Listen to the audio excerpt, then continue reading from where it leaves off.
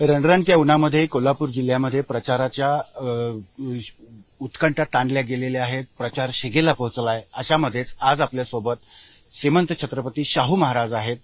काँग्रेसचे उमेदवार म्हणून त्यांच्याकडे पाहिलं जात आहे. नेमकं आपण आज त्यांच्याशी जाणून घेणार आहोत. त्यांच्या विकासाचा दृष्टिकोन काय आहे आणि कशा पद्धतीनं ते आता निवडणुकीला सामोरे जात आहेत. नमस्कार, टाइम्स नाऊ मराठीमध्ये आपलं स्वागत आहे.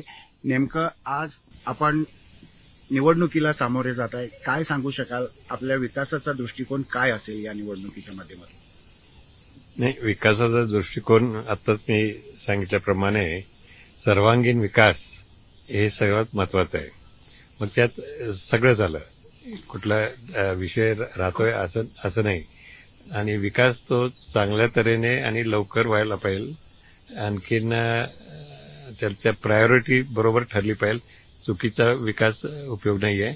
जे पाहिजे ते पहिले झालं पाहिजे, नंतर ते नंतर, अशा तऱ्हेने सगळं तो विकासाची मग शेतीचा असो किंवा रेल्वेचा असो किंवा कुठलाही. गेल्या 10 वर्ष तुम्ही व्यथित होतात या बदलत्या राजकीय परिस्थितीमुळे आणि आज समाजकारणात तर तुम्ही अग्रेसर आहातच. लोकांच्या समस्यांच्यासाठी, लोकांच्या प्रत्येक गोष्टीसाठी तुम्ही रस्त्यावर उतरता. परंतु तुमची व्यथा अशी होती की लोकांना न्याय मिळत नाहीये, लोकांना खूप त्रासाला सामोरं जायला लागतंय. त्यामुळे तुम्ही या राजकारणात येण्याचा निर्णय घेतलाय.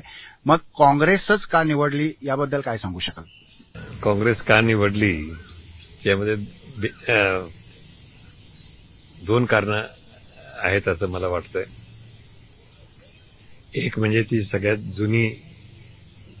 जुना पक्ष आहे आणि स्वातंत्र्य काळापासून त्यांनी आपलं काम करत आणलंय आणि स्वातंत्र्याच्या मिळवण्यामध्ये त्यांचा सर्वात मोठा वाटा त्यांचाच आहे. आणि सर्व लोकांना बरोबर घेऊन जाणारा हा पक्ष दिसतोय. आणि त्याच्यामुळे आपले राजर्षी शाहू महाराजांचे विचार आणि त्यांचे विचार सर्वसाधारण मिळतात, यात काही प्रश्न नाही. राजर्षी शाहू महाराजांनी सुजलाम सुफलाम केलेला हा जो जिल्हा आहे, आज तुमचे त्यातले मतदारसंघातले 6 तालुके आपल्या या मतदारसंघात येतात आणि प्रचाराच्या माध्यमातून तुम्ही प्रत्येक तालुक्यामध्ये फिरताय. शाहू महाराजांचं जे काम आहे ते काम तुम्ही विचारांच्या माध्यमातून लोकांपर्यंत जाताय. काय प्रचाराला तुमच्या प्रतिसाद मिळतोय? चांगला प्रतिसाद मिळतोय असं मला वाटतंय. कारण त्यांना सुद्धा अजून विकास चांगला व्हावा हीच अपेक्षा आहे. आणि मागच्या जे हे होते आपले खासदार, ते त्यांच्याकडे निराशाच त्यांना सगळ्यांना मिळाली आहे. म्हणूनच आज हा प्रश्न उद्भवला आहे आणि सर्वसाधारण लोकांसाठी आपल्याला चांगलं करायचं आहे. शैक्षणिक दृष्टिकोनातून कोल्हापूरला अग्रेसर जाण्याच्या बाबतीत कोल्हापुरात IIT वगैरे अशा IT पार्क असेल, IIT सारख्या संस्था असतील, याव्यात अशा पद्धतीनं आपलं काय योगदान राहू शकेल यापुढे? सगळ्यांना विचारात घेऊन आणि काय शक्य असेल ते ITच्या दृष्टिकोनातून निश्चित होईल. आणि पण IT असा विषय आहे की तो कुठनंही करता येतोय. मग पुण्यात नाही करता येतोय, कोल्हापुरात नाही करता येतोय आणि इतर ठिकाणी येऊन करता येते. Work from home he system आहे आता.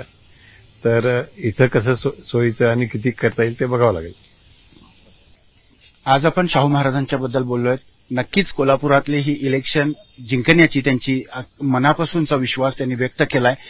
यानंतर येणारा काळच ठरवेल की या कोल्हापूरला नक्की कोण खासदार लाभणार आहे.